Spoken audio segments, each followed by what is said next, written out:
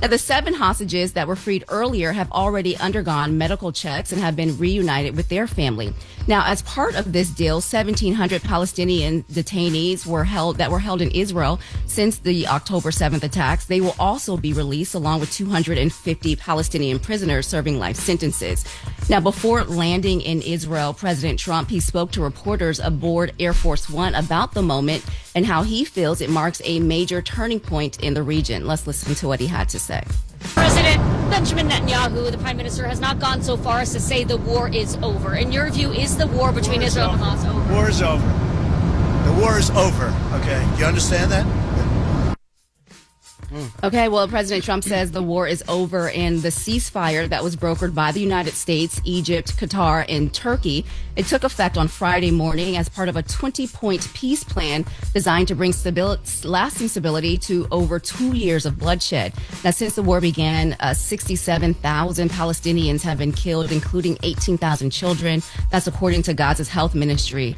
Now, in the coming hours, President Trump, he is expected to address Israel's parliament.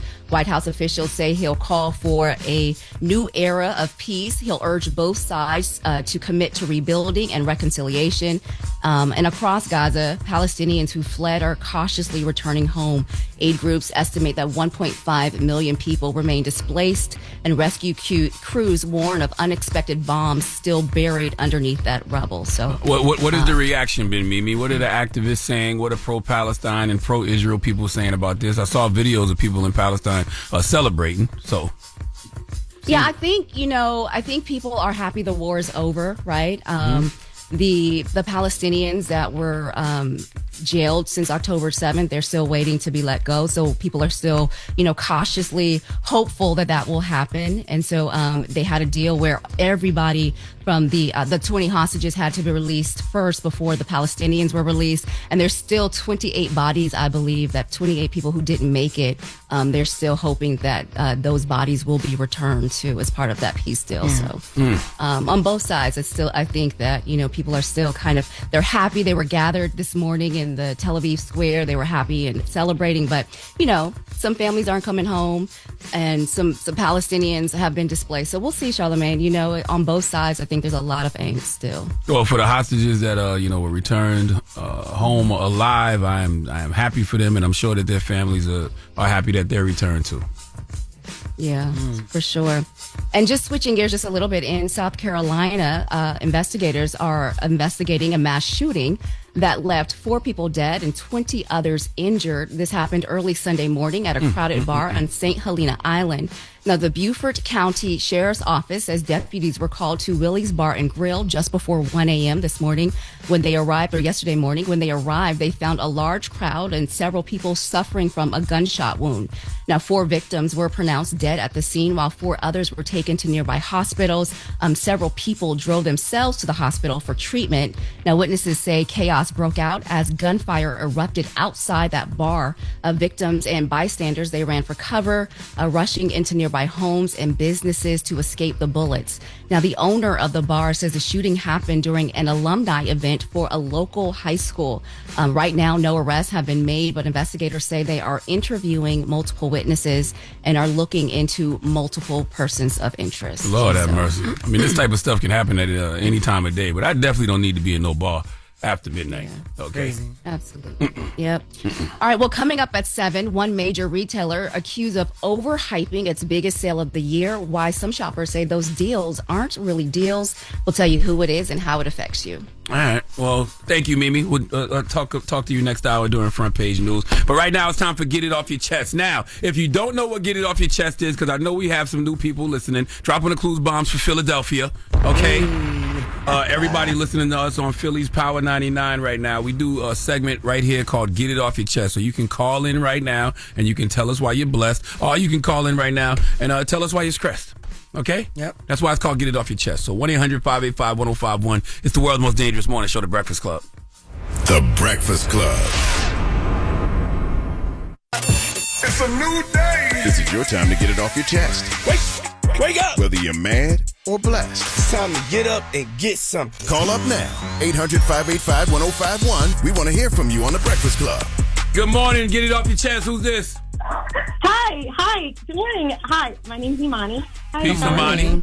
I'm sorry, I'm nervous. I'm calling because I went to the Mental Wealth Expo. That was my first time going. I'm from Jersey. Thank you for pulling up on Saturday. How'd you enjoy it? Yeah, it was, sorry, I'm nervous. It was a lot of fun. Charlamagne, you were one of my favorite idols. I was at the vendors. My favorite one was Fast and Leather.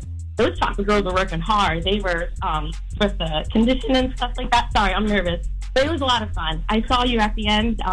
You were leaving and you were signing books, and I was like, I appreciate you. And you said it back. So that was nice. Yeah, it was really nice seeing you. It was so much fun. Thank you for. Sorry, nervous. Nah, I really appreciate you, Imani, man. I don't know what called you to come, but I hope that whatever journey you're on, the Mental Wealth Expo encourages you to stay on that journey. Yeah, it definitely did. Yeah, thanks. Can I shout out my mom? Of course, okay? Of course. Shout out to Renee. Brooklyn, she was the first person I called after. Yeah, Charlamagne, I listen to you guys every day for the past couple years. Yeah, it was great. Could I also get a book? Is that okay? Yeah, you can get a book. We got books up here, Eddie? Yes. And I'll sign it for you, Imani. I got you. All right. Thank you for calling. Thanks. Bye, Jess. Bye. Bye, babe. Get it off your chest. Who's this? Hey, this is Vern. What's up, DJ Envy? This ain't Envy. This is Charlamagne. That's right. Okay, Charlamagne. Hey. How you doing, man? What's up, man? Hey, man, I just want to make it known. I did make it to the Mental Health Wealth Expo this past weekend. Yes, sir. Man, I had a great time, great experience. I was enjoying listening and learning. Man, I went into the breakout rooms, and man, it was just a great experience. I did took your advice and push my initiatives about the new you. I actually passed you a card, one of my flyers. I got it out there when I was out this past. You got it, yeah, man. I'm glad you got it, man. Yeah, but hey, I would like to know when is the next event or the next move. Man, the Mental Wealth Expo is something we do once a year, but I'm brainstorming ways on how to do smaller events like that, all throughout the country. Actually, me and Jason Wilson was talking about that this weekend, so I just got to get with the team and figure that out because I just feel like it's something that's necessary. Yeah, man. Me too, man. And it man, like the new you is so compatible. Because I actually spoke with Debbie Brown and a couple other people. To name a few. What's her name? Corey Minor. Smith. Out Loud. Yep. Yeah, man. Great people.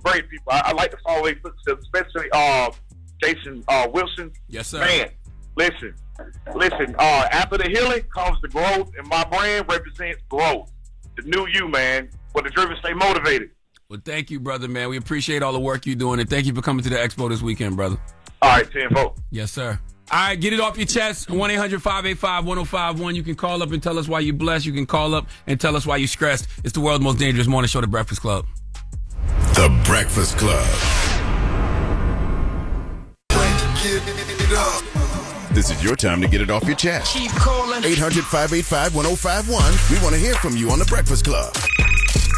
Get it off Good morning, Charlamagne. This is Tash. Tash, what's up, Tash? Hi, I'm calling from D.C., and I want to just say why I'm blessed. Ooh, I like to hear I that. had other reasons to be stressed, but Tell me more. I've thought about my son before, but I wanted to call about my daughter. She's public relations specialist in D.C., and I'm so proud of her. She's going to Paris next month, and she just really is amazing. What's her name? Her name is Tamia. Tamia. Can I give her IG handle? Yes, you can. It is featuring Tamia, Tamia. Featuring Tamia, like a period. Got you. Okay. Yeah, that's my baby. She's so good to me. Absolutely. Well, thank you for calling. Thank you. I love you all. We love you Love more. you too, girl. Get it off your chest. Who's this? Yo. Yo. Is it DJ Envy? No, this Charlamagne. Envy not here. Oh my God, Charlamagne. I'm your biggest fan. What's happening? How are you? Good. It's my 21st birthday, man. Hey, happy born day. What's your name? Carly. Happy born day, Carly. Yep, happy big Libra season, I'm from shorty. Columbia, South Carolina. I'm your biggest fan, man. I've been growing up loving you. Oh, I appreciate that. I'm gonna be in the Met. I'm gonna be in the Met next weekend. I'm coming to the South Carolina Alabama game. Oh, yeah? Oh, yes, and I got something else, too. I'm going to announce it in a minute. I can't announce it yet. They might be announcing it today. But yes, we doing something else in the Met on next Friday. I'm coming for the game, but then we doing something that Friday. Yes. They'll be announcing that today, I think. Yes, sir. Yep. I'm going to be at the tailgate. I hope I see you, man. Absolutely. I hope I see you, too. I'll be out there. Happy birthday, baby. Yes, sir. Thank you. You're welcome. What you going to do today? You celebrating? I got to work. I'm a daycare teacher. I got to work a half day. Oh, man. Well, we appreciate you. We appreciate your service to the kids. Mm-hmm. Yes, sir. Thank you for calling. No problem, man. All right. Love y'all. Love you, too. Peace. Dang, y'all remember being 21? Yeah. God damn. Yeah. Yep. I was out here popping it. And still out here popping it. No, I'm not. Yes, you are. No, I'm not. We do that every morning. Get it off your chest. 1-800-585-1051. We got the latest with Loren coming up next. What's up, LL Cool Babe? Fresh off G-O. Uh-huh. No, it's Delaware. The greatest homecoming on earth, Delaware State University. What is it called? What y'all call it at Delaware? The best homecoming you've ever been to in your life. Okay. Yes. Okay. And we won. Huh? And we won. I think it was like 70-23. Oh, I did see that crazy ass score. Deshaun Jackson, and we're going to talk about that too. Deshaun Jackson really is doing amazing things with our team. Not bad. But yes, I'm speaking of sports. Stephen A. Smith and Serena Williams' husband, Alexis. Let me tell y'all, okay, the way he pulled up the first take, like, keep my wife's name out your mouth, I love it. It was not that. It was. Actually, no, it wasn't. It was professional, but he said what needed to be said, and we're going to talk about it. He didn't say nothing. Who? Y'all are ridiculous. Who? Y'all gas up everything. Who? We'll talk about it when we come back. He said 3 words, and that was all he needed to say. We're going to get into it. We'll talk about it when we come back. It's the world's most dangerous morning show, The Breakfast Club. Y'all always propping up. Man, we'll talk about it. The Breakfast Club. Yes, it's the world's most dangerous morning show, The Breakfast Club. Charlamagne the God, Jess Hilarious, DJ Envy. Envy's not here today, but it's time for the latest with Loren LoRosa. Lauren becoming a straight fact. She gets them from somebody that knows somebody. She gets the details. I'm the homegirl that knows a little bit about everything. She be having the latest on you. The latest with Loren LoRosa. Sometimes she have facts, sometimes she have details, sometimes she have a little bit of everything. Well, it's the latest. On The Breakfast Club. Talk to me. LL Cool Babe, fresh off Delaware State University's homecoming. You don't smell like liquor, though. First of all, can we? Why would I come in here? You do after a good Don't time. say usually I do, because no, I don't. Okay. No, I don't. And yeah, shout out. Why are you always trying to be funny? I do not know. Yeah, shout out to us. Shout out to Del State University, because we won this weekend. It was pouring down raining too. I couldn't sit out there in the rain, whole but time? No, it stopped raining about like 3:30, 4 o'clock, and they shut the plots, which is like the big tailgate, down like 5:30. So we had a couple hours out there, but I know your leather will stink. first of all, I got out there after it stopped raining. Stop playing with me. But yes, we won 70-23. We played Southern Connecticut, their team. I had never heard of this school prior to this game either. But That's how they felt about Del State. No, First of all, baby, you heard of us, especially this year. Yeah, especially this year. How was your party? It was lit. My party was lit the night Period. before that, and I really want to make sure I give a shout out to Deshaun Jackson, because the way, so this is probably my second football game of my whole Del State career. I'll be honest with y'all. But I went to the game, and one of the things that I realized is the way that the students, like, they just, I don't know, they love on him. I think maybe because he's like closer in age to them, or they look up to him, or whatever. Deshaun Jackson is an all-star, superstar football player but before you know, coaching. Sometimes it's hard to get through to college kids. And he played in Philly, so. And, yes, and that's what I mean. Not only were the students excited, but I had never seen that many people in the stands, and it was pouring down raining. He was out on campus afterwards, just like enjoying homecoming, and they won. So shout out to him. He's doing amazing things with the team there. Dropping a clue. Wanted to make sure I gave him some love here this morning. But yes, now, so speaking of sports, Stephen A. Smith, Alexis Ohanian, who is the husband of Serena Williams. So Alexis was on First Take, and he was there to promote some things that he's doing with his company, Atheos. And they were having a conversation about a ton of things. This came toward the end of the segment. They started talking about Serena Williams and her return to tennis, and, you know, her not returning. And then Alexis had some choice words for Stephen A. Smith. Let's take a listen. Stephen A. Smith, I think you had some marriage advice for me. Is that right? Or well, you know what? Listen, I did it. People, you know, headlines are headlines. We can get into that another time. But I was hoping you were going to be here. I am not qualified. Married? Right. No, not me. Well, I ain't qualified, my brother. I'm not qualified. I was going to ask, because you hadn't been married before, right? I am married. No, see. Okay. Yeah, because I give advice to plenty of founders who want to build billion-dollar companies. And the reason I do that is because I build billion-dollar companies. Yeah. So I generally try to stay in my lane as advice Then we'll talk marriage advice later. I'm 13 years strong. We got you. Alexis, thank you so much. Man, she was trying to cut my man's off. He was trying to get into it a little bit. She was trying to keep it cute. She was like, no. We'll be right back after this. I'm married. Like, we can talk later. He wasn't talking to you, girl. Yeah. So, I mean, of course, this clip went viral everywhere with people commenting on it. And here, I'm going to play Stephen A. Smith's original comments on Serena Williams. So, the day after the Super Bowl, when Serena Williams came out and did the crip walk on stage to Not Like Us. Oh, that's what he was talking about. Okay, but I mean, a lot of people had some smoke for Serena after she did that. So Alexis gonna have to address a lot of people. But let's take a listen to Stephen A. Smith in the gang's comments the day after the Super Bowl. If I'm married and my wife is going to join trolling her ex, go back to his ass. Because clearly you don't belong with me. What you worried about him for and you with me? I gotta get that lick back. Go ahead, Stop it. What? If you with Serena Williams, you're gonna be a kept man anyway. Don't start that.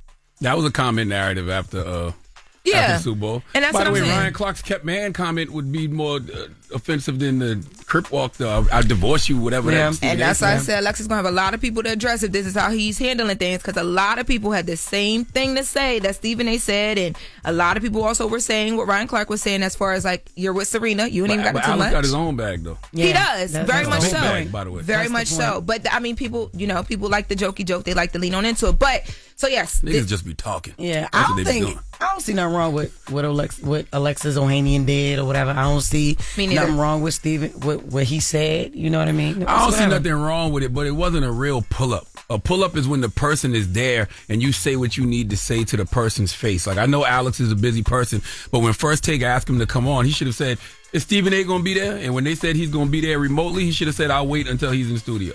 If he really wanted to say something to his face. Well, what if they was like, look, this is the only chance. You don't get the call to play. I don't care. I'm rich. I'm Alex. Y'all want me here. Y'all need me more than I need y'all. I feel you.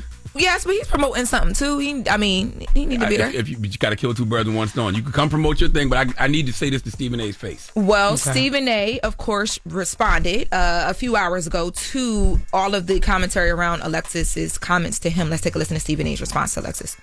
Serena Williams, she is married to billionaire Alexis Ohanian, and he came on First Take today to promote some new event that he's got going on with Atheos and all of that. And people are talking about how he came at me, because of what I said. And when Serena Williams was on stage performing at the Super Bowl, it would have been nice to meet him. I don't know the man. I have nothing against him whatsoever. I don't recall saying a negative word about him. It's just that when Super Bowl Sunday took place, when Kendrick Lamar was performing, Serena Williams came on stage, dancing to all of that. Essentially, what I said was, why that energy for an ex? If, that was my wife, I don't want to see that. I'm glad that it didn't escalate or anything like that. I have absolutely no issue with him whatsoever wanting to address that situation with me, and I certainly meant no disrespect towards him at all. But that's all it was. But I wasn't going to get into it on national television. I'm a professional. Well, he didn't just say why all that energy for an ex. He said I would have divorced her. Yeah, he did. That was my wife. Yes. Yeah. Like, yo. Yes, exactly. And I think that's the thing too. Is like, I don't know if we. But you also don't get to pick and choose whether or not you have that energy with a person, because if you said it and then that person comes on your show and wants to confront you about it, y'all gonna have to have that conversation. Exactly. Yep. 100%. And I don't know. I think that the energy shift is Stephen A. Smith, who's been doing it for a long time. You know what I mean? So he knows what he's doing when he says things. But I think he understands where he's coming from. This is your man. I don't think it was nothing wrong with what Serena did, Alex did, or Stephen A. did. I don't see it different. I don't see nothing wrong with neither one of them. I just would respect. I respect pull-ups when it's said to a person's face. I think y'all be doing backflips just because he said it while Stephen A. was remote. No, I want to see you say it to a person's face. You know when Birdman wanted to say what he said to me, Birdman called a week in advance to say, I'm coming on this day, and I want to make sure he's in studio. So that's the type of energy I respect. You was in here sweating. Yeah. No, please, never. But y'all. But see, that's y'all generation though. Y'all get behind these computers and these microphones and say whatever y'all want to say about people, but never say it to a person. Up and y'all don't want the confrontation. No, I like me personally. I like confrontation. Who don't want the confrontation? Who you talking about? I don't want to live This in whole generation? Oh, just period. Yeah, Because shoot. Yeah, you gonna make Jess with that scarf on? I'm waiting. That's not confrontation. I'm waiting. I'm For waiting to what? see Why y'all do you get wanna see confronted. us in 'Cause I want to confrontation? see how y'all handle it when it happens. That's why. But I think he confronted. Remember Sexy Red confronted me when she came up here? That's true. You handled that well. You I don't handled think that I've well. ever been confronted. You did do the whole thing where you brought Ebony K. Williams up here, and you tried to make that a whole thing. No, I didn't. Yes, she wanted to talk to you. Yeah, well, that was the only thing close to a confrontation, but I wouldn't even call that. That was supposed to be like a OG conversation. She wanted to talk to you. Yeah, because I said that I didn't agree with her take on like women having something. It was something about women and fertility. Lauren folded, but I knew that was going to happen. First of all, that wasn't that. That was. She is from Big Delaware, not the little one. But that wasn't even about. But I just knew she was going to fold because Ebony was going to stand on. Ebony going to stand on business. I think I said how I felt, but I'm not looking to be confrontational on the radio. Right. No. That's not what I'm looking You ain't going to be into. up here doing your little latest and giving out all of these news reports and reporting people gossip, and then when they come up here and want to say confront you about what you said, you act like I'm not here to be confrontational. No, we can have a conversation. No. We real professional. Just, Alexis say, stay in your lane. Yes. I'm stay in mine. Okay. And that was the latest. And when we come back, Mimi Brown is going to be here with Front Page News. And BIA, speaking of confrontation. BIA, I know, right? BIA will be here to talk about her new album, Bianca, right here on The Breakfast Club. Yes, it's the world's most dangerous morning show, The Breakfast Club. Charlamagne the God, Jess Hilarious, DJ Envy. Envy is off today, but it's time for Front Page News with Mimi Brown. Good morning, Mimi. Good morning, Charlamagne, Jess. How y'all doing? Blessed, black, and morning, highly favored. girl. How are you? Good morning. All right, so if you have a child in special education, you should be pretty concerned this morning. The Department of Education has been hit hard by Friday's mass federal layoffs. And officials say it could have an immediate impact on children with disabilities. So sources inside the department say that the offices handling special education and rehabilitative services were gutted. Those teams are responsible for enforcing the Individuals with Disabilities Education Act. And that's the law that guarantees a free and fair education for kids with disabilities. It also distributes nearly $15 billion in funding to states for special education programs. And now with all the cuts, insiders warn that that money could be delayed and families may lose access to critical support. Now, when asked about these sweeping cuts, President Trump said he had a particular group of federal workers in mind and hinted that more layoffs may be coming. Let's hear what he had to say. And it will be Democrat-oriented because we figure, they started this thing, so they should be Democrat-oriented. It'll be a lot, and we'll announce the numbers over the next couple of days, but it'll be a lot of people. Well, he announced the numbers, and it's a total of 4,100 federal workers that have been laid off. These cuts come as part of the ongoing government shutdown. They were ordered across, several major agencies. I'm talking roughly 1,200 employees were let go from the Department of Health and Human Services, 1,400 from the Treasury Department, 450 from the Housing and Urban Development, 170 from Homeland Security, including those working in cybersecurity. So also the CDC saw cuts, about 1,000 jobs, but some of those workers have been called back. The administration saying they made a mistake in cutting some of the employees from the CDC. So we'll continue to watch that. But federal unions, they are challenging this in court, calling them political and dangerous firings. But meanwhile, President Trump says the troops will get paid this week, even with the government still shut down. In a post on Truth Social, he said that he will use his authority as commander-in-chief to make sure that service members are paid October 15th. He says the money will come from existing research and development funds from the Pentagon. I believe it when I see it, but, these people don't get their jobs back when the shutdown is over, right? No, they don't. Damn. They don't. And the question still remains, will they get that back pay? So if you're fired, do you still get the back pay? Or when you were, furloughed? Like, all of that is still in flux. So, well, salute to all the federal workers who are still showing up to work, even though they're not getting paid, man. We appreciate your service. I know y'all don't, I know thoughts and prayers don't pay the bills, though. Absolutely. Well, as the shutdown stretches into the third week, another national debate is taking center stage. This one about how we mark today's holiday. So is it Columbus Day or Indigenous People Day? The debate is back in the spotlight because today is Monday, October 13th, and President Trump He said that he's sticking with Columbus Day. In a proclamation signed last week, he called the Italian explorer, we're talking about Christopher Columbus, the original American hero, and accused critics of trying to erase history and, quote, attack our heritage. Now, this is a sharp contrast from President Biden, who in 2021 became the first president to recognize both holidays, calling for an honest look at America's past while honoring Italian-American contributions. Now, the debate has only grown in the past decade. Columbus Day has been a federal holiday since 1892, but more states now mark Indigenous Peoples Day instead, arguing Columbus Day overlooks the suffering caused by European colonization. So, depending on where you live, today may be Columbus Day, Indigenous People Day, or both. But keep in mind, if you are running errands, post offices and major banks are closed today due to the holiday. FedEx, UPS, and Amazon deliveries are still operating as usual. Yeah, why does it have to be one day, though? If you want to recognize it as Columbus Day, do that. If you want to recognize it as Indigenous People Day, do that. Today is also the National Online Bank Day. There's also the International Day for Disaster Risk Reduction. Yo, okay, making up the days. It's a breast cancer awareness day. But it's a certain kind of breast cancer, metastatic. What is it called? Is that what it's called? I'm not sure. I don't know. So it's a bunch of different days. You recognize what you want to recognize. Yeah, I didn't know that, but I think this month is Halloween. Wow. Yeah, but it's also geared to breast cancer, right? It's Breast Cancer Awareness Month, right? Yeah. Oh, okay. Yeah, so women need to be going to get their mammograms and going to, get their checkups or whatever. But look, let me ask you this, Mimi. I haven't seen this everywhere. I don't know if it's exactly true. Right, but I heard that the American dollar depreciated like 10%. The American dollar has depreciated like 10%. Yeah. That's been happening for a while as we, with all the tariffs and the federal interest rates and all of that happening. So, it doesn't stand, like it used to. So, yeah. Why are you hitting me with them goddamn random ass pop quizzes? That's a tough ass. I was asking, did she hear about it? Because I heard it, but I don't hear enough people talking about it. Like, that's going to directly affect everybody, like, especially working class. Like, people don't think it affect people. When I heard it, I'm like, damn, and it's expected to drop another 10% in 2026, Well, until we can figure out the Federal Reserves and all of that, Jess, like, there's a lot happening, right? Right. The tariffs, China's just been hit with another 100% tariff. I mean, there's just a lot, happening.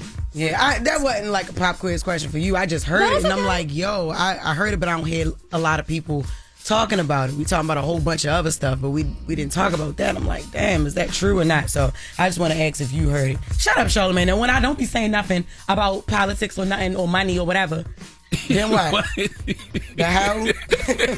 Well, thank you, Mimi. Absolutely. Okay, y'all. Well, that is your front page news. I'm Mimi Brown. Follow me at Mimi Brown TV for more stories. Follow the Black Information Network. Download the free iHeartRadio app, or go to BINnews.com. That's right. Thanks, Mimi. And we come back. Bia will be here. She's got a new album out called Bianca. Okay, so we'll be talking to Bia about her new album Bianca and a whole bunch of other things. It's the world's most dangerous morning show, The Breakfast Club.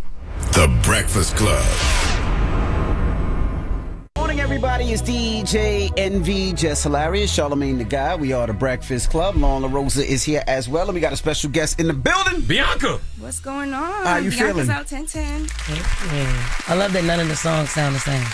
Yeah. None of them. You got like a you listen to it. Yeah. I love that. We all did. And it's like pop, yo. It's like crossover time, like all of that. Some of the tracks, I'm like, all right, I can see me shopping in Bergdorf's and Nordstrom all the way down to H&M's. And then you got some good music, car ride music. You got to do your makeup music. You got all birthday song. Yeah, and then you got a little bit of Biggie vibe going on. Yeah. My Give favorite me a lot song. of Biggies. That's what she said. We was listening together. Yeah, she was like, it's heavy Biggie vibes. Like baby Biggie going on the flow, sure. everything that you had going on. On the bad guy. Baby Biggie, come on now, like stop. Well, my favorite song on the album is the bad guy. Okay. Yeah, I like the bad guy too. It's the tone. It's how she coming. Even the flow. I appreciate that. Was Biggie your inspiration at all? Yeah, Biggie, Sean, Fox, Lil' Kim, like that. We were listening mainly like Foxy and Biggie records that day, and just trying to like. That's how I'm gonna come on the song. Even the beginning of which one was it? Trifling, where she was screaming like Biggs. Yeah, that was Trifling. Yeah, that was Trifling. Pray for my downfall, like pray for my downfall, like you screaming on the beginning of that. That was Trifling, right? Yeah. We could tell like it was very influenced. How intentional are you about representing all sides of your identity through your music? Super. I'm glad you asked that question. I'm very intentional. Like, when it comes to the music, I just feel like I'm a student of music. I love rap. I love just the whole process of making music. And I started with people that were really like, you know, I started with like Pharrell and people, Family, that there's like a really intense studio culture. So that's what I came up on, and I really wanted this to be a reflection of my years in music, not just like one sound. And I didn't want you to be able to expect what was going to come next on the track list. What happened with Pharrell and Fam? Because you were signed with them at one point, I think in 2014. That's when I first heard of BIA. And you're not with them anymore. What happened with that business relationship? I think like that journey just like ran its course, and it was time for me to kind of like go and do my own thing and step into more of like a businesswoman, entrepreneur mind of like run my own program. But I'm so grateful for them for life, because that's where I think a lot of my like eclectiveness when it comes to music comes from. It's like just that whole artist development period, which a lot of artists don't really have right now. I also want to know, with you being Puerto Rican and Italian, when we were listening to the album, it finally did come up. I was like, yeah, I wonder how come she didn't dive into the Latino side more, especially because it's one of the biggest right now when you talk about Spanish music. You see what Bad Bunny's doing, you see what all the Spanish artists are doing. How come you didn't dive into that more? That's a good question. I feel like when I make music, I'm a feeling artist. So like whatever is my feeling at that time, or whatever I'm trying to get off is what I'm gonna like intentionally get off. But I do want to work on like a Latin project on the side, because there's like a lot of things I want to do with different sounds and like merging and fusioning them together. But I got a song with Becky G that I'm really excited about, Highway, and that's like to me like, you know, and with Young Miko, and they're like two of my favorite girls, like on the Latin side especially too. This is your official debut album. How do you approach this project different than other projects? Like, how do you say this is my album? This is my album. They say you have your whole life to like work on your first album. And I always didn't feel like I was ready up until I would say like maybe a year or two ago, I started to be a lot more intentional with the music that I'm putting out. And they were like, you know, of course people call for you to have an album at different times. And I'm like, I'm not ready. But that's because I don't think personally I was ready to like check my frequency and what I'm putting out into the world. Why didn't you think you was ready? It was just a personal thing? Like you had to do some inner work? Yeah. Okay. Like I think I didn't go through enough. And I think like when you're a new artist, like people are like, okay, cool, this is new, this is cool. But I think people have to see the growth, and people have to see you like go through in order to be like, okay, let me take a listen and let me give this person a different eye. Didn't you almost die? What the motorcycle accident? Motorcycle crash, yeah. All right. Why you like that, Jess? Just like what? Okay. Wow. Yeah. They said you said you was 10 or 20 of y'all on bikes. You was a passenger. A drunk driver whipped a U-turn. You flew 20 to 30 feet in the air. You fell on the floor. You hit the floor like, oh my God, am I alive? You looked down, your leg was split open. You didn't know if you was going to keep your leg or not. It was bad. So how did surviving that motorcycle accident change just the way you approached your life and everything? I think at that time, I was just living so fast, and I was so excited to be doing music. I just signed my deal with Pharrell, like maybe 2 weeks before that. So I thought like my life was about to change. Like, oh yeah, we on, yeah. And then it was like, I'm about to die. No. But I was still in the studio at that time, like on crutches, just because I wanted people to see like, oh, I'm serious about this. Like, it made me a lot more grateful and realize like, don't play with your time here, you know, and don't play with people, like, because you don't know when you're going to lose somebody. It's very quick. That's right. So what is it that you wanted to go through to be able to do this album? Because, I mean, that's a life-changing experience. You are signed at that point. I'm sure you've had life before that. Like, is it like heartbreak, or like what did you think you needed to experience? I just don't think I had experienced enough. And like in terms of just life experience, love, music, whatever the case may be, like I don't think I was ready, and I don't think that I cared about the frequency that I was putting into the universe. Like even now, I'm a lot more conscious of like what I'm saying online, what I'm doing online, what I'm doing like in general, just because it's like it's all a universe. It comes back to you. Well, a lot of that sounds like that sounds like imposter syndrome a little bit. Like you had to deal with Pharrell, but you just weren't sure of who you were in that moment, or maybe not sure of the position you were in. Yeah, I think I always knew who I was, but I think at that time, like Pharrell was trying to help me develop, and Fam was trying to teach me how to be a real artist. So for them, they were like, okay, do this beat, do that beat, do this beat. And I didn't know what my sound was. When I knew deep down inside, like, oh, I want to come like this. But they're trying to like help me widen my palette and like be a better artist. So I don't think I fully grasped that at that time. And then you were just trusting them because these are successful creators that came before you. So you just putting it in their hands, just trusting it, right? Yeah, right. Because you had a trajectory to go through the roof at one point, right? A whole lot of money came out. You did remix with Nicki. You had records with J. Cole. You had records with artists, and you was all over the place. And then it seemed like it just stopped, or it just slowed down. Was it business? Was it label? Was it personal? No, it was never business, label, personal. It was more so like trying to balance, like touring and creating. Because I'm a real creator. Like my favorite part about this is going to the studio and making songs, and then going and performing them. But like I love being in the studio. Like they'll tell you. You can lock me in the studio for a week. I will not leave. Like, I'll sleep there. Like, wake up there, brush my teeth, and record there. Like, I love being there. That's my happy place. Yeah. So, like, that's the whole reason why I got into this. And so, at that time, it was so busy. It was like show. And I was like, I miss being in the studio. Like, I really want to go back to the studio. So, it was like finding that balance at that time and also making new music and figuring out, like, okay, how do I want to come and I don't want to just make bops.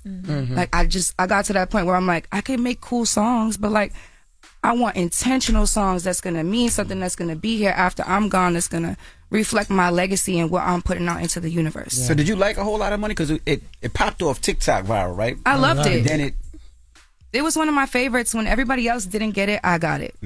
So people didn't get it before? At first, A Whole Lot of Money was out for like 6 months before people... And at the time, they were like, oh, it's a monotonous flow. Like, she's rapping in that low tone. They didn't really get it. Now there's so many people rapping in low tone, monotone voices, like girls, everything. So, what moment in your career thus far has tested your confidence the most? I would say getting out of my first deal. Because when you leave a situation that's so big and it's not what you envision it to be, you think like, oh my God, what's next? Or like, am I going to be able to top this? But I feel like I've always have. So like everything that's came next was always bigger and better than I could have predicted. And like, you know, it's cliche, but God's plan is literally like way better than our plan. Like we could show up and write it out, but how it goes is like, it's never up to us. Who is the person that was playing at the SoFi Stadium that was taking you through, child? On the album you mentioned, you said you had shows and he had something at SoFi. And I'm like, well, that's the NFL team that played at the SoFi Stadium. Who was taking her through it? She knows it. You know she gonna dig into it. No, it was just like a... No. Don't do that. Don't do that. The album is called Bianca. And you said this is your most personal and vulnerable album or project. Yeah, you could have said any other stadium. You could have said MetLife. You could have said any other stadium. Maybe that was very specific. That gave, okay. I just, at that time, like I had been to the SoFi, so you had went there, and then there was an NFL team playing, and then keep digging, Lauren. You had met a person. No, like I had just been to the SoFi, so it just stuck out to me. Like, oh, this is one of those places that I was at. But on this album, on Bianca, I feel like it's very, very personal for me. It's the most vulnerable I've ever been on an album. Yeah, because there's another song too. Girl, I was along the ride with you in the beginning of the album. Right, it seems like whoever this person is or people could different experiences. You're going through it, and then you get to, I think it's like Sad Party or one of the songs, and you realize who you are. You like, don't give me nothing you can't take back. I mean, I don't want nothing because you can't take it back from me. And I'm like, okay, so whoever he was, she realized, no, I'm the prize. Yeah. Who was that? Yeah. Somebody had you going through it. But hold on, that's interesting when you say that, Lauren, because you went from you the prize. So talk about that being in that moment. I'm so glad you said this. Lauren, you are T, because when I talk about the track list, like I literally take people through the track list, and it's like, I'm like, okay, don't turn me to the bad guy because I don't want to play for you. Well, but like, I want to like, it's taking you through like the day in the life almost of me and kind of just like finding my way. And like dealing with different people, whether that be relationships, friendships, and I'm just like finding my way, and y'all are just coming with me on the journey throughout that project. So there is like love moments in there, heartbreak moments in Whole there. face. Yeah, because you There's said you like- got There's lit. whole Call- face. You call Yeah. some whole You face get in lit? there? Yes. Sad party, girl. You might Birthday take a couple behavior. shots and Oh, do some birthday things. behavior. NWFA. Oh, NWFA is for the, you know what that's for, because they will do it. That's about the men's. Okay. About the men's. Well, will the person know that you talking about them, the one that you talking about?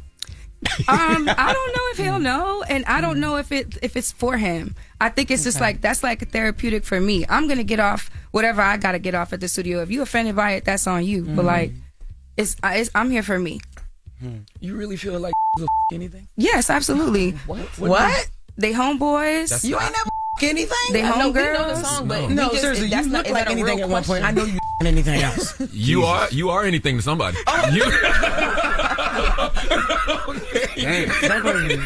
Don't blame Damn. I'm everything to the right person. Don't blame Period. my bed because this is playing real bad. but you anyway, but you think that though? Yeah, I think a lot of them will. Not everyone, but I think a lot of them will. What experience made you feel like that? Who? And what did she look like that you like? God damn, you anything? my God. It's so true. Girl. Like if you go through some of these phones, you'll see what's going on. Oh my God. I'm not saying do that, but I'm just saying like they will do anything. Damn.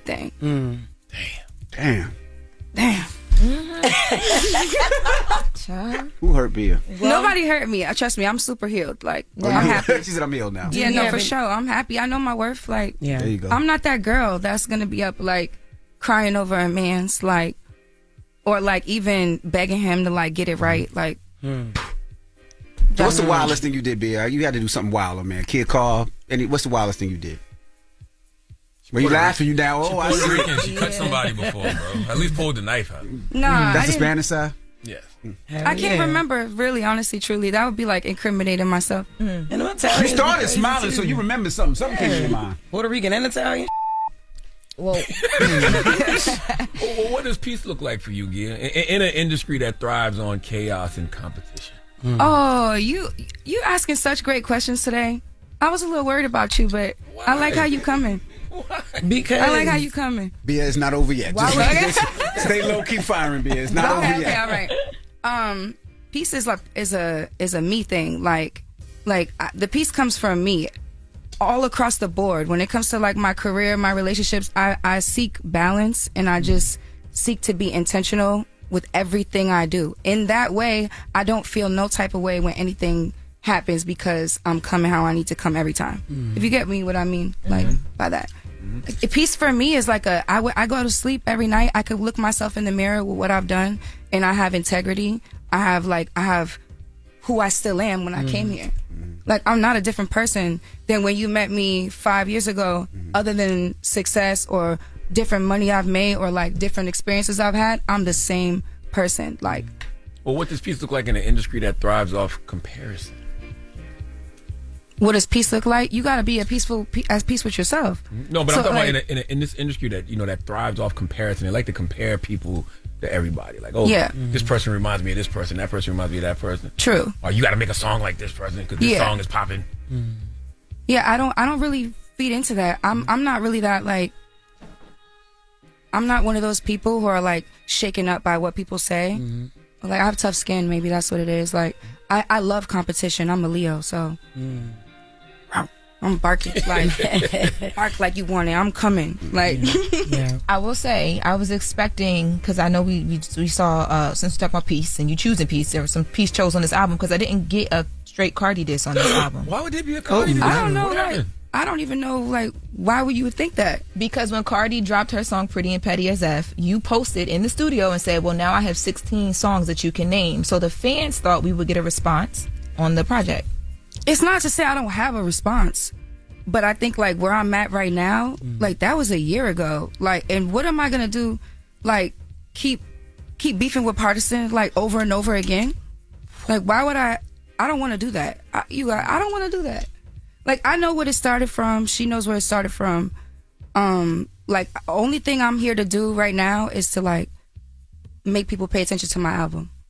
And like, if I decide to address it 6 months from now, two weeks from now, a year from now, cool, I can address it, but I could address it on wax. That's what I did the first time. Yeah. I went to she said my name, I went to the studio, and address it in 24 hours, and then you made me wait a whole year. So what I'm supposed to do? Bring myself back to a lower frequency when I'm already up here? Where did the beef start? Somebody help me? I don't know you. Okay, so there was like something about you supposed to have like a sex tape or something like that.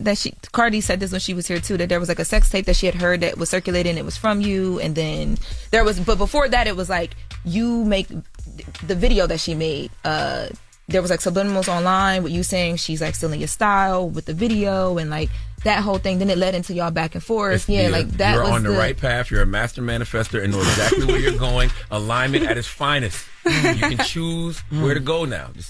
That's so funny. Are you still? No, I'm done. That Okay. was all the things I remember. So where it started was there were fans that were like bringing up similarities between like a video, a couple songs. I'm an artist. I write all my stuff. I don't have the resources like that maybe an artist with a bigger platform would have. So when something like that is brought to my attention, it's disheartening for like an artist that do everything on their own. So when you see something like that, I'm like, okay, I said my piece. I like the tweet. She called my phone screaming, like trying to like bully me or hold me out of how I feel. Like, you can't hold me out of how I feel. Like, that's just what it is. So that's where it all started. It has nothing to do with a sex tape. I don't even know what sex tape I don't even know what that's about. Like, there was a lot of people also too that at that time that when I was going to the studio to make my diss, because she dissed me first. So when I went to the studio to go, okay, I'm going to the studio, rah, rah, rah, it was in Atlanta. So there was a lot of different people that was in and out the studio, hearing what I was saying on the records, going back, saying stuff to her, Offset, whoever they were saying it to. But that had like, the stuff that she was saying that I was saying, I was not saying. Like, they even she even called me multiple times with like managers on the phone, my friends on the phone, like trying to get me on three-way to record me, do all this weird stuff. And like, when I get on the phone with somebody, I'm genuine. So my first intention is not like, well, let me record this, like use it as a receipt. Like, when I get on the phone and I speak to you, it's genuine. I have no ill intentions. I know everything I said on that phone call. I know everything I said to her, about her. That's just not how I roll. So like, we could have even had a conversation about it. If you inspired by somebody or you think somebody is tight, like, it's nothing wrong to be like, if the fans pull out that similarity, you to be like, oh yeah, I think she's fire. Yeah. But why you gotta downplay it and be like, no, I didn't do that. That's not, I wouldn't f with that. Like, that's not true. You know that's not true because it's receipts. So that was my issue. This isn't even about her. This is really about real artists, like the artists that get up and go to the studio and care about the creative and do their work and have limited resources. I'm speaking for them. This is not even about her anymore. Like, it's like, I'm anti-machine. Like, You know, you talked about the machine, and it seems like you've moved from being like just under major labels to carving out your own lane. Like, what did the industry teach you about ownership and self-worth? Well, I own my masters. And like, so I care about, like, you know, I have my publishing, my masters, all that stuff. I care about like the business side of things because I didn't know about that coming in. So when I did understand like what all this is about, my goal is to like teach younger artists and kind of like mentor and fill that space of like what I didn't have when I came into this industry. So that's really what's important to me. Like, I just want to focus on that, be an example to that, and just keep growing my business on an entrepreneurial side, not just like an artist on the front side. You started on Sisterhood of Hip Hop, right? Wow. So that show, would you say that helped you? Absolutely. Okay. I think that a lot of people can look back in my journey and be like, oh wow, like this is a real thing. I started with like 3,000 followers. I started with like, people saw my grind, go to the studio.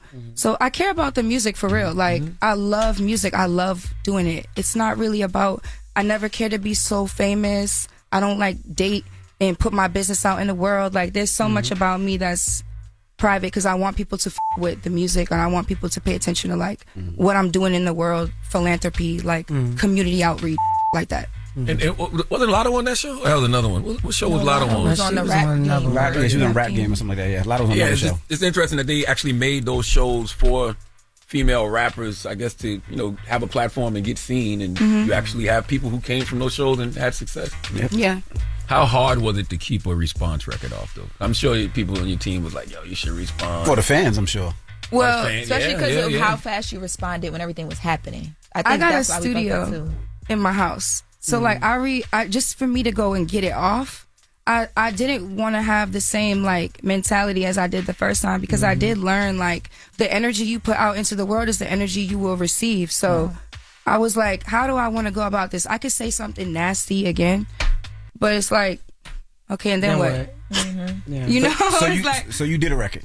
You just didn't put it out. I'm just saying, like, I'm always doing records. I have a studio in my house. I record myself. So How do we make peace, though? I mean, we got Bad Bunny at the Super Bowl in February. Like, we want to see Bad Bunny? Latinos together. Bad Bunny at this. Bad Bunny? Yeah. What does it have to do with? I want to see Latinos together. Should be together. Like, what? But she half Italian, so that's how I probably won't let her. 50% of her, whatever. She said okay. Yeah, honestly, I don't know, man. This is life. Like, you let it go how it goes, and it work itself out. I just show up with good energy and good vibes, and everything will come back. Do you really do your own nails? Sometimes. Oh, okay. I think that's dope. Yeah, they're gel X. Sometimes I have a nail studio like in my house. God damn, what else you got now? Right, yeah, I love my house. I love my house. That photo you took in front of the BIA sign when you posted that was in your house? That's the studio in your house? Which one? When you talk about you got the 16 songs we can name? No. In the studio, that wasn't in my house. That was in a different studio. Nice. But yeah, I got a nice house studio. Like, I love my house. Like, I'm glad too. You said something earlier about, you said you made these songs a while ago. Like, you just focused on that because, you know, even though it's not a shot, but the mention of Stefan Diggs, that line, people gonna take that. Girl, you're spilling a lot in this. You gotta let people listen to this thing. Well, I'm just asking because when people see this interview and they start talking about it, they're going to make it seem like it was something that it's not. So, yeah, you know what I mean? I recorded that. It was just a bar. Like, I do bars and metaphors. I could rap, so it's bars and metaphors and bars and all throughout my songs. But what's the line? The line is. Not you wrote it down. Bitch, you can dig it. Yeah, just like Stefan. I missed that one. I don't. Yeah. It was on +44. Yeah, it was on +44. She says act like she don't know. You know that you ain't write that a long I time actually have a TikTok when I recorded that. The day I recorded it was long before this. Wow. So I'll show you. I got receipts for everything for real. I'm not a liar. Like, yeah. I want to ask, whose decision was it not to go back and beef, right? And because I'm thinking about it now, the sad thing is the album, which is a dope album, we listen to it, will get overshadowed by the beef, right? Yeah. And the fact that there's no beef there, I'm hoping that people actually get to see who BIA is and not just somebody online beefing. So whose idea was it? It's like, you know what? I'm not going to do this. I want people to see me, especially for my debut album. I say it was my idea. I'm sure it was a hard decision. As a rapper. As a rapper, yeah, absolutely. I even been going back and forth with it up until yesterday. Like, I going back and forth with it every day. It's like, do I want to respond to this right now? But at the same time, I would be doing a disservice to myself with everything I put into this album, making it about her. Yeah. You know, like, when I could just go and I could drop something at any time. Like, that came a year ago. I dropped that record a year ago. Like, I would be doing a disservice to myself. I'll say that. Like, there's so much more importance to, like, my message and, like, what I'm here for than to rap beef. I've been out for over 10 years. I've never gotten into a rap beef. That says a lot about me. Like, I have great relationships in this business because I carry myself a certain way. So why would I ruin that? Like, I can address it at any time, but I'm just here for a bigger mission right now. I like the fact that Cardi waited, though. Only because I just feel like this is still a business at the end of the day. Yeah. Why not respond if you're going to respond on your album, That's you right. know? Well, that's what we always say. You came from that school of Biggie and Hov, so you came from the school of, you're going to get my album and I'm going to have these balls. Maybe I'll deluxe it. No, there we go. No, when I said she came to the school, if you listen to the album, you could tell that's what influenced. Got you. Yeah, I'm just like on a different vibe. I have like I don't know, maybe I'm so happy and peaceful in life right now. Yeah. Good. Like, I'm so happy and so peaceful. So why you in the album saying, well, you Because that song I did a couple months ago. Oh. Now I'm like, Bianca is out today, ladies and gentlemen. It's The Breakfast Club. It's B. Yes, it's the world's most dangerous morning show, The Breakfast Club. Charlamagne the God, Jess Hilarious, DJ Envy. Thank you to Bia for pulling up, man. Her new album, Bianca, is out right now. But it's time for the latest with Loren. What we got? Loren becoming a straight fact. She gets them from somebody that knows somebody. She gets the details. I'm the homegirl that knows a little bit about everything. She be having the latest on you.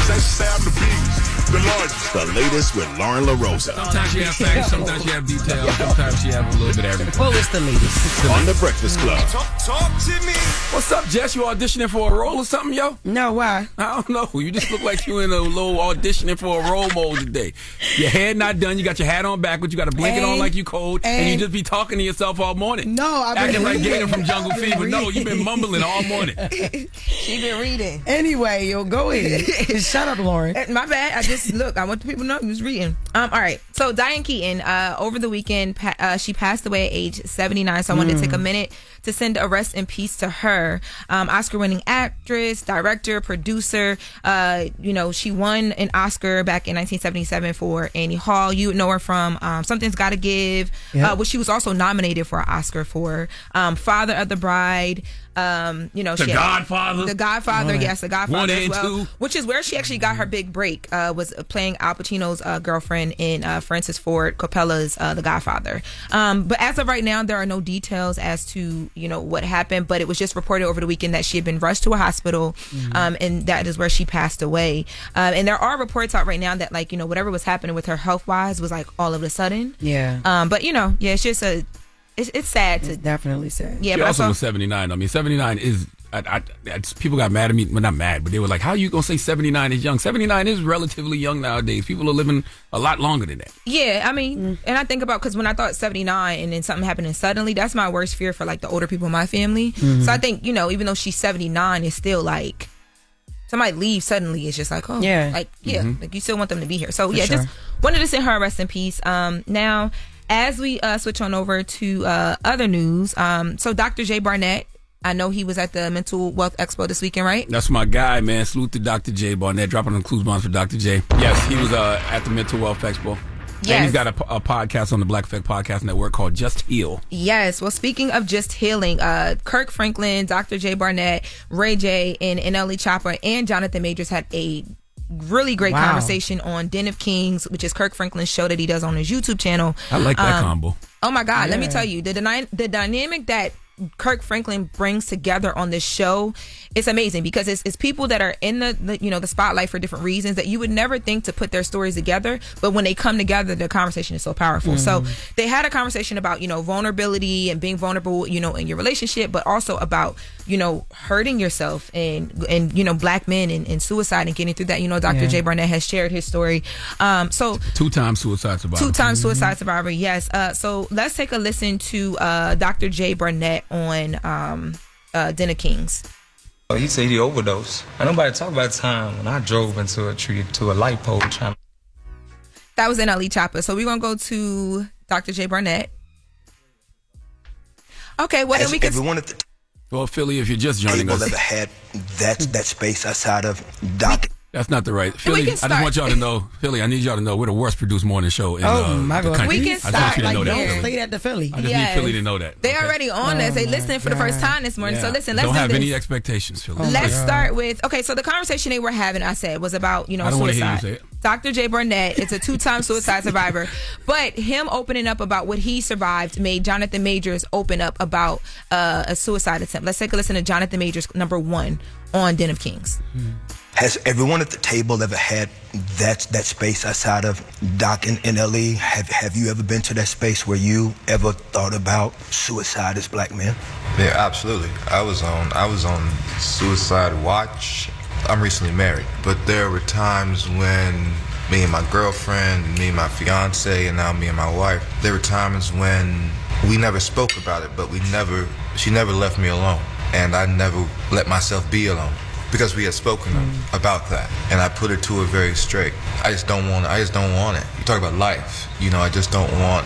What brought you to that place? Isolation, right? Ostracism, humiliation, abandonment. I've learned that those things and having an event happen to you and getting arrested or, losing a job, or you think that's the thing that gets you. And drug overdose? Yep. Wow. Man. Yeah, and that was actually the first time that I ever heard Jonathan Majors speak about that. But again, the space is it's curated so well that they get very comfortable there. Right. So now, you also don't know what people be carrying because the reality 100%. Is folks don't be caring. Yeah, what I mean. All they care about is the tea. Mm-hmm. You know, all they care about is the latest headline, but you don't know what's behind that. Yeah, very much so. Especially because everything that he was dealing with publicly, I think at that time he couldn't open up about what he was going through because people didn't want to hear it. Mm-hmm. Now let's take a listen to Dr. J on his his suicide attempt, and how he got through that. And every time something would happen, I was always cut. And it was funny because well, not funny, but my sister saying, I always wondered what was the marks on your arms when we would come see you in college, because to understand self-harm is that I was allowing myself to cause physical pain to numb the pain that I was dealing with on the inside. And then my second suicide attempt was a drug overdose. That was several years later, which after surviving, miraculously, which is how I got into going to therapy, because I stood at the altar a bunch of Sundays, Kurt, and I got prayer, and sometimes deliverance works in an instant, but true healing takes place through the journey of understanding why was I cutting, what was the pain connected to. Understanding it. Yeah, and the conversation that they had about, just being, because, Dr. J came up in the church. Kev on Stage was also there, came up in the church, too. I love Kev on Stage. Yeah, so they were having a very vulnerable conversation about that, and just, how you question God sometimes when people tell you you're not supposed to. There was also a moment, too, where Ray J and NLE Choppa kind of had like a back and forth, because Ray J felt like NLE Choppa wasn't taking in everything that was being said there. Ray J was on there? Yeah, Ray J was there as well, too. Let's take a listen to Ray J. You manifested where you are right now. Sir. So you understand that. The grace of God. Cool. That's what you feel. That's what I know. Got it. Do you feel like you're at that experience level to where you can tell these and give these some advice? Do I? Really? You know what I'm saying? Do you feel like you can give Jonathan some advice? Do I feel I'm at that level? Yeah, not successful. No, that's a good question. I'm talking about experience. Knowledge-wise, right? Yeah, do you feel like that? I can only give where man is willing to receive. That doesn't make any sense. But that doesn't answer the question. Do you feel like your experience? Do you feel like your experience in the world that you can give Jonathan some advice if he's willing to receive? That's right. I need to smoke a cigarette.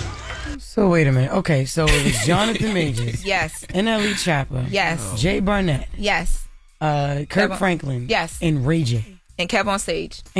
I'm sorry. Yes. And Ray J. Yes. Then Ray J was there, and Kirk Franklin was trying to get Ray J to open up about, because he also grew up in the church, and Ray J said he hates the church now. But Ray J was quiet for most of the time. Honestly, this was the most he spoke, because, I think everyone at that table was qualified to speak because everybody's experiences are different. Yeah. And you can learn something from anyone if they're willing to share their experiences. The only expert at the table was Dr. J. Barnett. If you're talking about an expert in, psychology or therapy, the only expert at the table is Dr. J. Barnett. Everybody else is just there to share their experiences. So why can't NLE Choppa share his experiences? Well, when you watch the full interview, which I do advise everyone to go and watch, it's on Kirk Franklin's YouTube channel, I think the issue came in because NLE Choppa was sharing a lot, and it was great to hear his aspect, especially because he was the youngest in the room. But there were certain points where you felt like he was responding just to either defend a point or it didn't always seem like he was listening to take things in. And at certain points. Yeah, listen, I watched it and I was like, I get what people be talking about now. Right, okay. I promise you. We gotta watch it, but you do encourage people to watch the whole thing. So yes, really get, because I also think NLE Choppa meant well by what he was saying, and he comes from his own experiences. He is a breadwinner in his family. He's been through things. So yeah, great conversation though. So shout out to those men. Got through the conversation. Did Ray J share? Real quick, I know we gotta go. Did Ray J share anything? A little bit. He said that he's happiest when everybody has hotel rooms and when he can get to his kids. Meaning he likes to take care of people, and that's when he's happiest. Oh, okay. All right, Lord. Yep, that's it, y'all. Nice, good. Happy birthday to Gina. Gina who? Martin. Gina Waters. Tisha Campbell, yes. You said Gina. You look like Lil Roscoe this morning. You do. That's exactly how you dressed this morning. Why Chris was like, damn, Riley. Like from the Boondocks. I was like, okay, all right. She just auditioning for a role or something. I don't know what the hell going on. She bet the acting right now. It's cold. And yeah, that's it. I get my hair done today at 12. Don't worry about it. I'll be back rocked up tomorrow. Don't worry about it. Listen, 4 after the hour, we got Donkey here today. And we need a man named Jace Christian Hansen to come to the front of the congregation because he's just nasty. We'll talk about it. It's the Breakfast Club. I was born a donkey. It's the Donkey the day.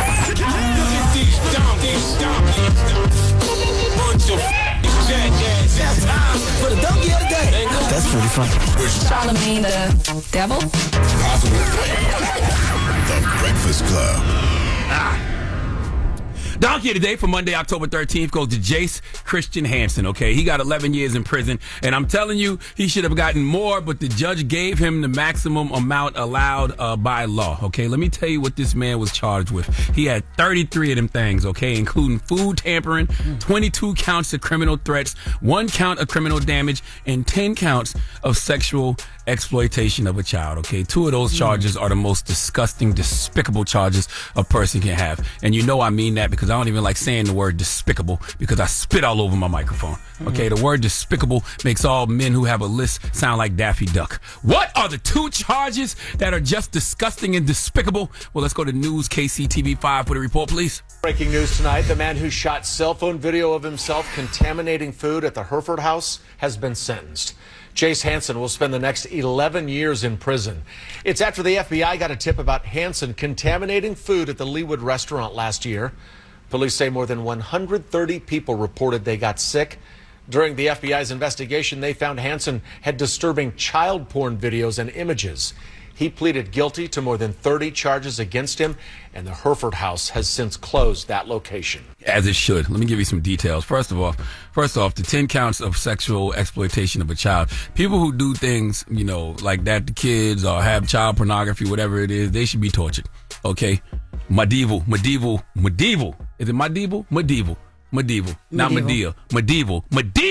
Wu-Tang torture tactics, okay? Tie his anus closed and keep feeding them type torture, okay? I read about this thing called the Pear of Anguish, okay? And they would take this pear-shaped metal device and insert it into your mouth or rectum, and they would expand it by turning a screw, causing extreme internal tearing. I also read about this other medieval torture tactic where they would force a victim to sit on a sharp pyramid-shaped cradle, and their legs would be tied and weighted to intensify the pain of the spike slowly penetrating the body. That's what should happen to people who are, you know, sexually exploiting children. The other charge this man should be tortured for, and this other charge that is downright despicable, is the food tampering.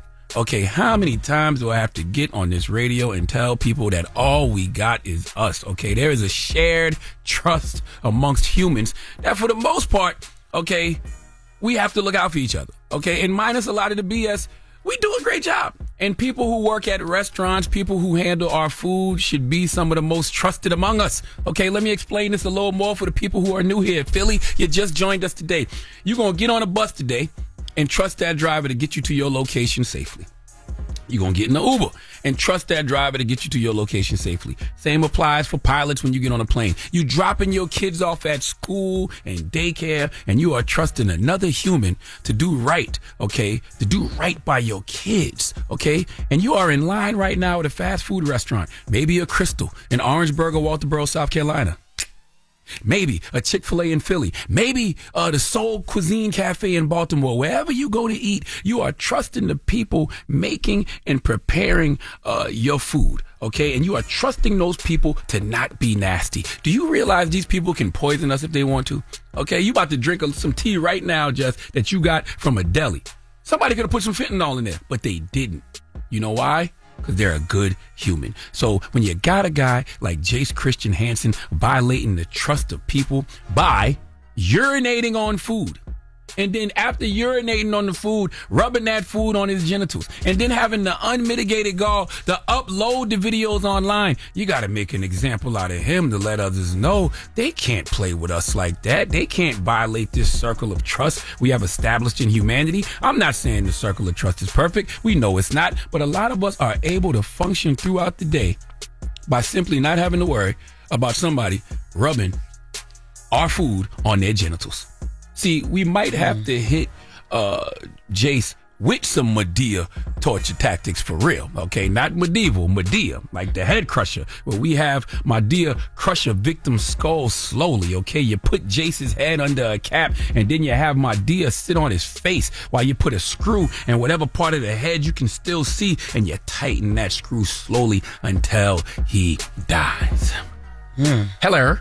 Or He let Madea do what we call hot grits torture, where we pour hot grits on your genitals. That's for sexual exploitation of the kids. Then we make him ingest large quantities of hot grits to the point of near drowning. That will cause severe abdominal swelling, burnt tongue, and maybe death.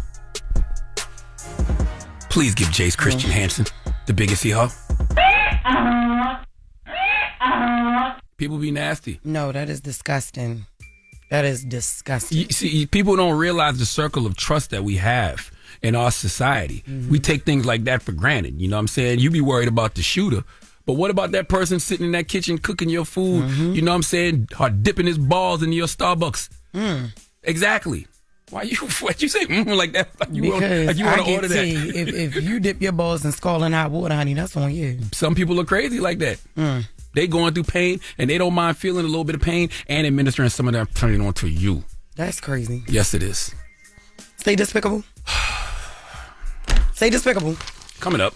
Because I know that mic stank over there. You said that word 8 times. Thank you, Charlamagne, for Donkey of the Day. Despicable.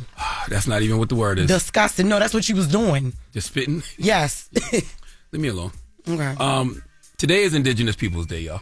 Okay, so we have some indigenous hip-hop artists coming in, okay? 2 Native American hip-hop artists. They go by the name of Nataanii Means and ANTOINEX, and they will be here to talk about all things Native American hip-hop, as well as the significance of Indigenous Peoples Day. Do they like to be called indigenous? I don't know why you call them people dingy just No, that's why no, people don't be real. liking you. That's No, exactly what? why, because you had People no do reason. love me. You had no business saying that just No. now. Do It's they like being indigenous. called indigenous? Yes, they like being called Okay, indigenous. I don't know. It's oh my gosh. I don't know. It just don't sound like a term that people want to be called. It's the Breakfast Club. The Breakfast Club. Yes, it's the world's most dangerous morning show, The Breakfast Club. I go by the name of Charlamagne the God, and right now we are about to talk to Nataanii Means and ANTOINEX. They are 2 Native American hip-hop artists and activists, and they are here because today is Indigenous Peoples Day, and they are representing the folks that are recognizing today as Indigenous Peoples Day. What's up? What's up, everybody? morning. Good morning. Yeah, good morning. Good to be here. How are y'all feeling, man, on this day? What does this day mean to y'all personally? Well, you know, it's a day of. It's funny because there's one side of it that's supposedly Columbus Day, right? Then there's the other half of it that's Indigenous Peoples Day, which we've been fighting to have and then fighting to get rid of. So right now, with everything that's going on, it feels good to be here and be recognized, and to be on a platform like this is just like, it means the world to us and to our people too.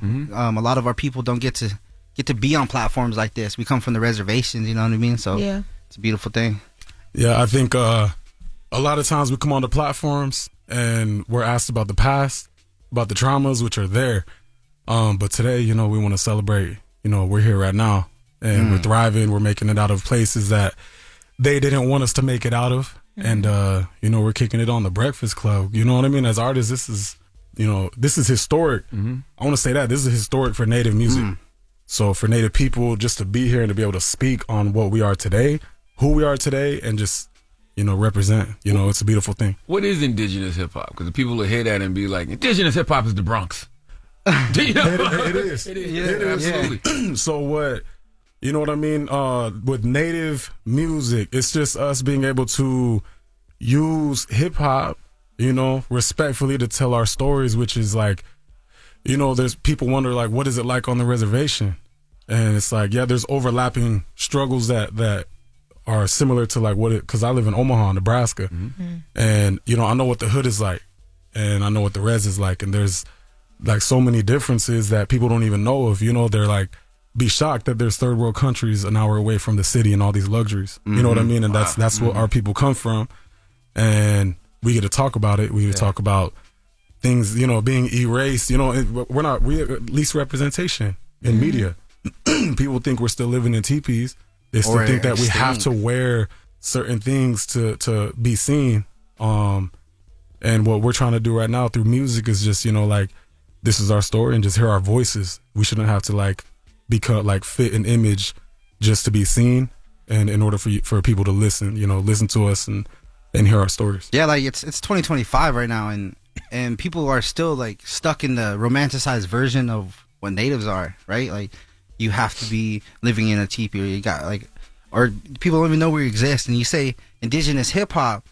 It's funny because on Saturday we just did indigenous hip hop festival in the Bronx, in the South Bronx, and on Friday we met Kool Herc. He came, and Cindy Campbell came and did a talk at the Hosto Center, and I got to perform with different indigenous people from all across the Western Hemisphere, from the tips of Chile, Peru, all the way up to Canada, and me representing here. So indigenous hip hop is more like, you know, we understand that where hip hop comes from is black culture. It comes from here. It comes from the roots of Africa, which is tribal roots. You know what I mean? And the way we relate to it is from an indigenous perspective. Like, we relate to the sounds, we relate to the storytelling, and we're not hijacking the culture is what I want to make clear. We're just adding on to it to grow the culture and to be connected more, because hip hop saved a lot of our lives. R&B, hip hop on the reservations, because we heard it as a music of the struggle, music that you could tell your story with. And that's what we're doing. You know, we're relating it. And now being able to do it with you guys, with the black culture, black community, it means the world, because we've connected in ways with the American Indian movement, the Black Panthers, the Brown Berets. So doing this with music is just another form of connection. What stories are you telling in your music that, like, you think people haven't heard enough of, like, that you want people to, like, really get and understand? Oh man, we want to tell them about who we are right now. I saw that. So talk about that. Like, what is the image that people should have of Native people today?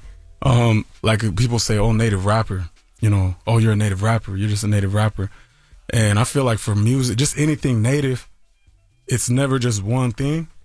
Like, to be a Native person in general, we always speak on it. Our elders speak on it. Our people is walking two worlds. And I think everyone can relate to that.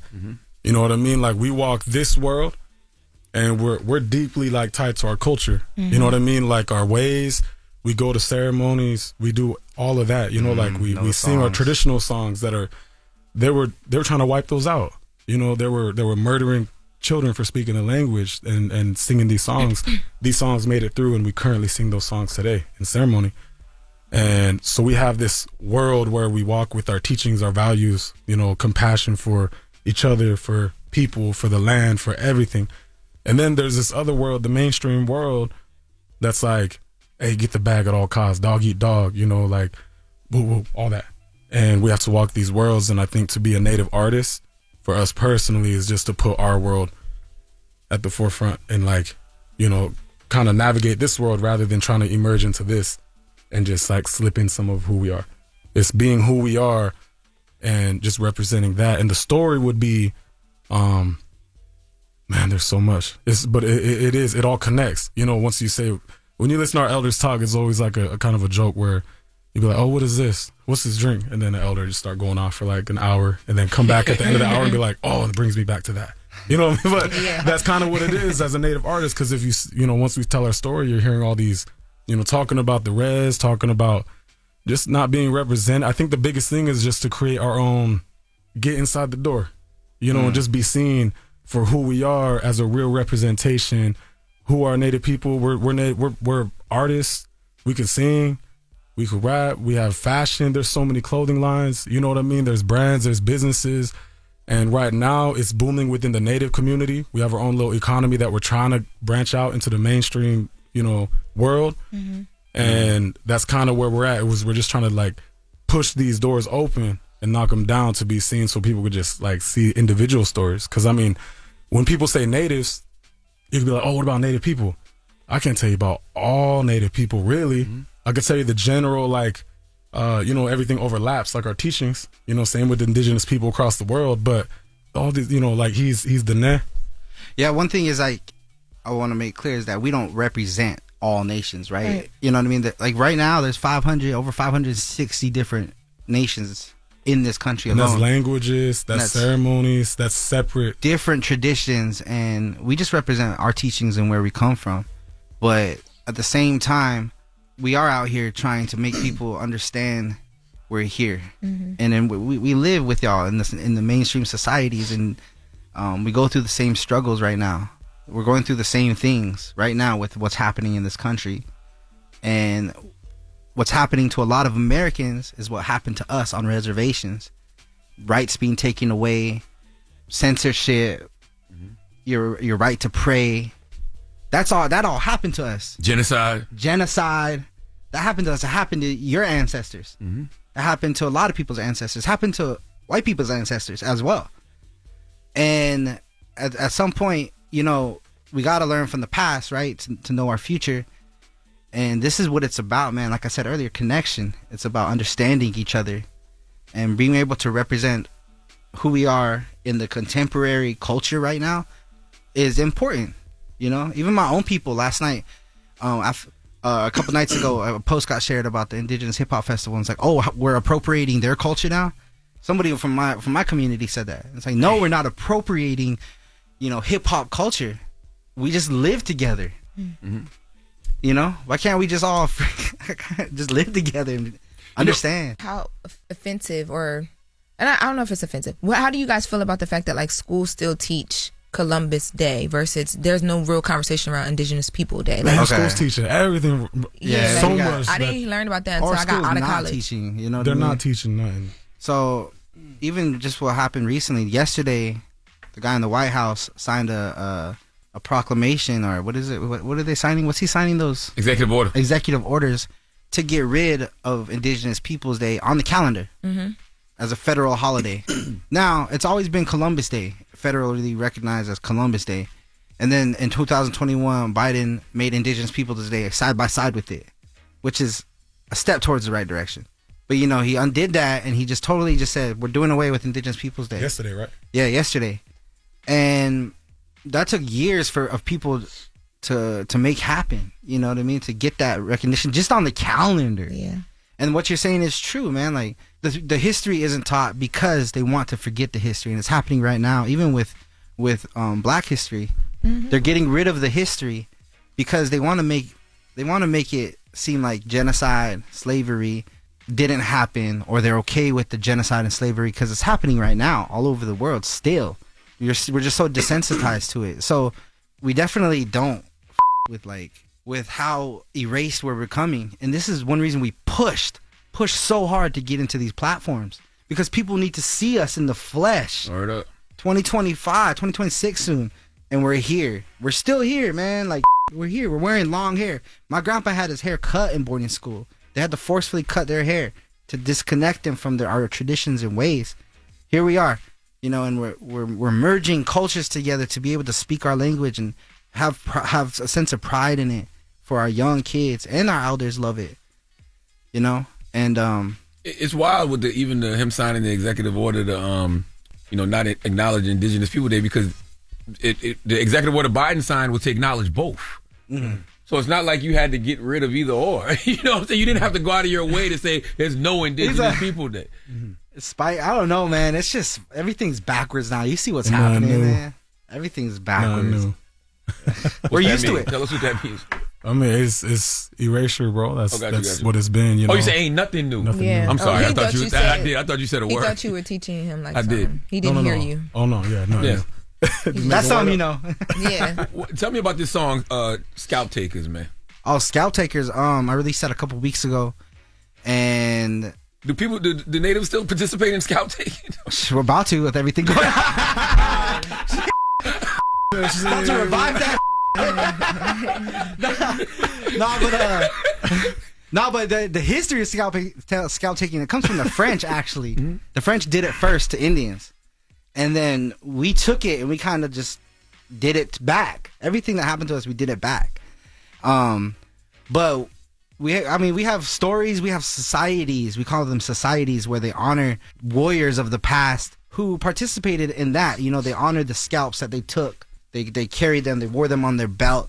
So that song is more or less just me, like, coming full circle back around and saying, this is my mentality right now. Like, everything that's going on, I'm scalp taking. I'm a warrior up, you know, and I want our people to be that and to feel that with the music. So, Scalp Takers, it's out everywhere. Dropping a video soon. And then Tone over here, he just dropped a song and video with Shorty. And, you know, these are making their rounds, and shout out to you guys, man, because it's my third time on here. My third time on here with y'all. Yeah, third time. That's crazy. Queen. I got Queen. Looking it up. Shout out Queen, man. Queen. And I just appreciate Charlamagne. I appreciate you for always just being down, man, and having us on and creating this space. It means a lot to not only us, but our people and for our kids and our elders, man. And it's a beautiful thing to come together, to be recognized here in the heart of where hip hop started, and looking forward to doing more and connecting more, Charlamagne, for real. Absolutely. Where we follow you? ANTOINEX, ANTOINE X music on all platforms.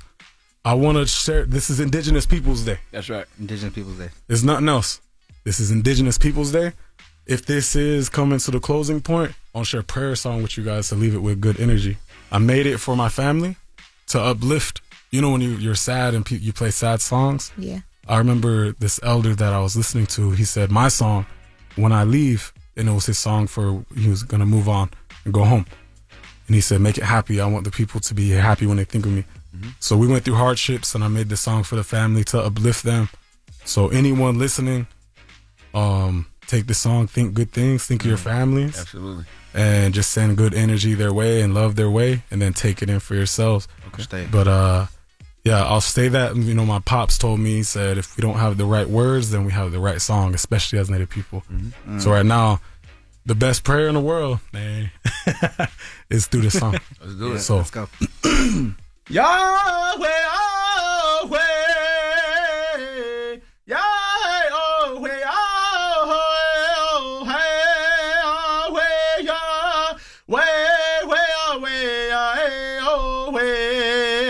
hey away, hey Yahweh, Yahweh, hey hey Yah Yah oh way oh ha way oh way oh ha oh hey hey oh way hey oh way hey away hey Yahweh Yahweh hey hey Yah Yah oh way oh ha way oh way oh ha oh hey hey oh All right. That was ANTOINEX and Nataanii Means. Thank y'all for coming, man. Hey, thank you guys for having Appreciate us, you. It's the man. Breakfast Thank you Club. guys. The Breakfast Club. Lauren becoming a straight fat. She gets them from somebody that knows somebody. She gets the details. I'm the homegirl that knows a little bit about everything. She be having the latest on this.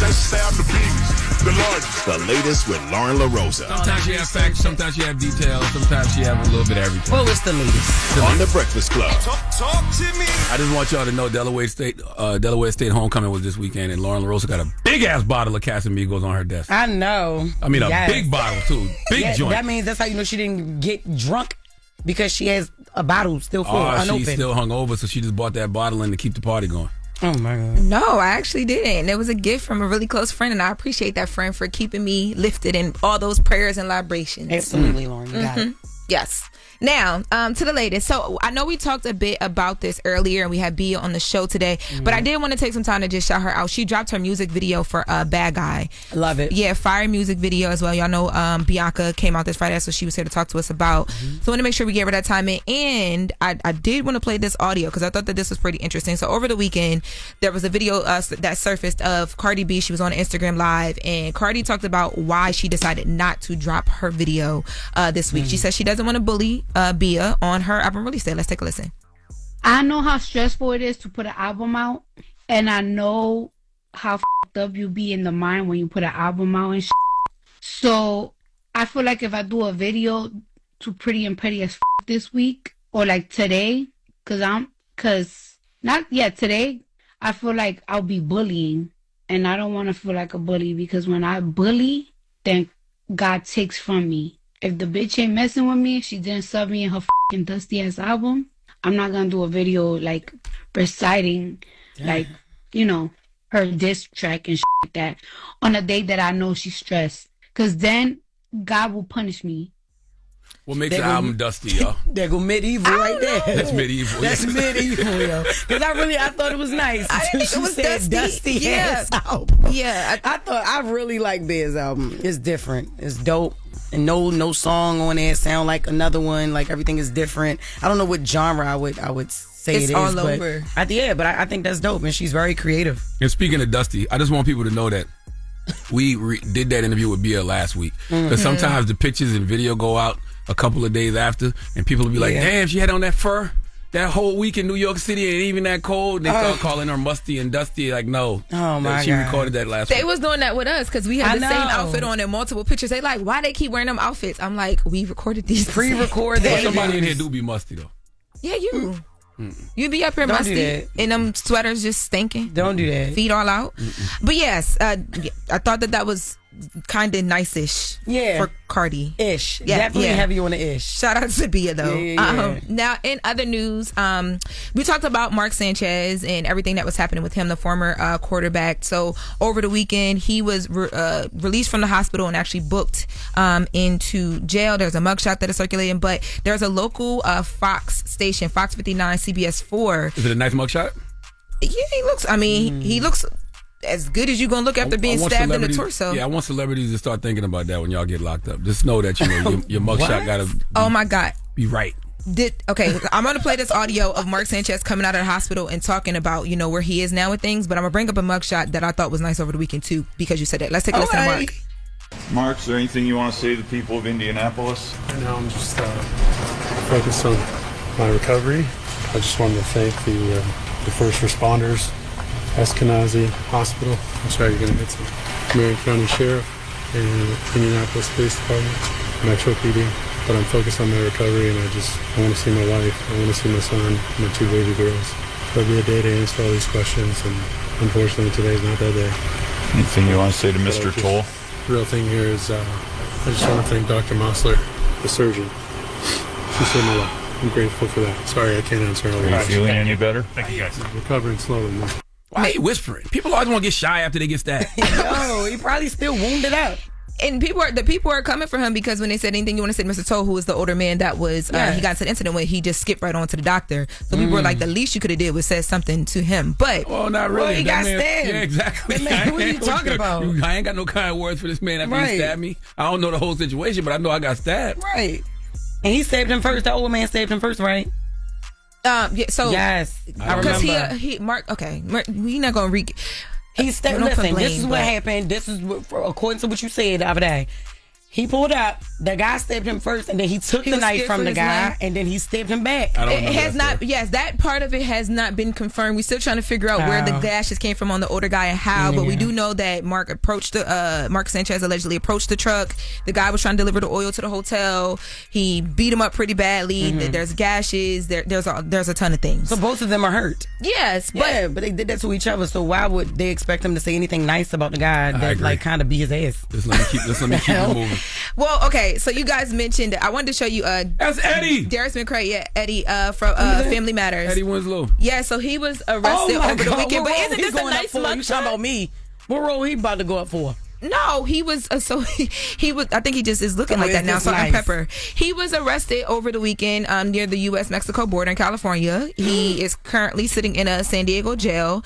He got picked up because he had a warrant out of state that they picked him up on, and his rep came out and said that there's something tied to a failed child support payment, but they picked him up, over there. But when I saw the mugshot, I was like, oh my God, it's Eddie. Yeah, but I just thought he looked. Okay, he's a good-looking man. I thought he looked like in the mugshots. Normally, people look so down and defeated. He's smiling. He doesn't look defeated. His skin looks good. He's smiling. His eyes are smiling. He got his teeth look white. Salt and pepper beer is speaking. Is giving something. Okay, that's nice. Yeah. And in my final story, Salt and Pepper. She's addressing rumors that I didn't even know were out there that her ex-husband did not leave her for a man. Let's take a listen. Hey y'all, just wanted to share a little something with you guys. There's some stuff on YouTube about my ex, basically saying that I have come out and said that he's bisexual, or I caught him with a guy or something like that. Not true. Total lie. Bold-faced lie. There's no truth to it at all. My ex-husband, who I spoke to and let him know that I would be doing this video on his behalf, is a straight man, and it's not fair that people can just say anything about anybody on the internet. I agree. And we have to be able to recognize clickbait and do real research. So nothing of the sort, and I just want to clear his name because that's not fair, and we should just stop believing everything we hear. Shaw said, my husband did not leave me for no sugar. Don't do that. Don't do that.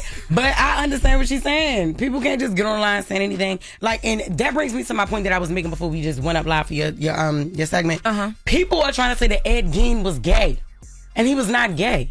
You gotta He stop was just that. First of all, obsessed. explain it. You can't go from the chat to the radio. Tell them what you was talking about on the chat. Okay. Because we were So, live on Twitch on Twitch. Breakfast Club AM. Yes. And I was watching, I'm watching the Monster series, the Ed Gein story, and people was trying to say that he gay, calling him Ed gay. Like, no, he's not gay. He was just obsessed with women to the point where he liked wearing their skin, being inside of them, like being inside their skin. Like And you said he was what? He was digging up bodies, female What was the women, and he condition was having called, sex with them. Oh, it's again gonophiliac. But it was something else too, though. He was schizophrenic. She said he's schizophrenic. I say it's schizophrenic. You're the only one that struggles with S's. Schizophrenic, and he's a gonophiliac. I mean, not schizophrenic, yo. no, whatever. But he thought you want to name the next album so bad. He didn't know. Shut up. He didn't know whether he was transsexual or what. So he had contacted a transsexual and was like, "Yo, I think I'm you." And the transsexual was like, "No, you're not, because what you do and what I do, totally two different things." Not research. But what makes you gay is you being attracted to the same sex. Really? He was still big smashing women. So he wasn't gay, and his name is Ed Gein, not Ed Gay. So I don't. Happy birthday to Ashante. To who? Ashante. Happy birthday, It sounded like you said happy birthday, Roxanne Shante. You said Ashanti. No, happy birthday to Ashanti. Yes. And congratulations on everything. Okay. Just a schizophrenic, y'all. Don't pay her no mind. Just bear with us, okay?